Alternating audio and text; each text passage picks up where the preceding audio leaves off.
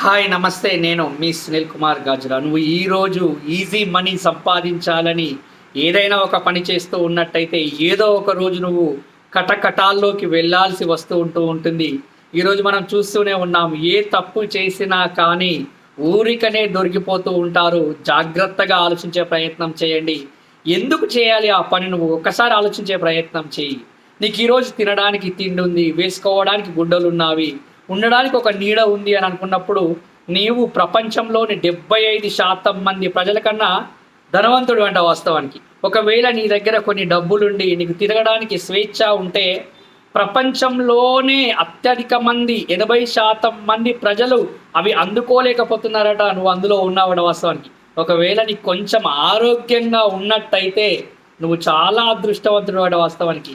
ఎందుకు మరి ఇవన్నీ నీకు ఉండగా కూడా ఇంకా ఏదో ఆతృతతో ఏదో సంపాదించాలని తప్పుడు పని చేస్తూ ఉన్నట్టయితే తప్పక శిక్ష అనుభవించక తప్పదు. ఆ శిక్ష నీతో పాటుగా నీ కుటుంబ సభ్యులందరికీ కూడా మానసిక క్షోభకు గురి కావాల్సి వస్తూ ఉంటుంది. ఎవరి డబ్బులు ఊరికే రావు అంటూ ఉంటారు కదా. నీకు ఈజీగా మనీ ఎలా వస్తుంది? ఒకసారి ఆలోచించే ప్రయత్నం చేయండి.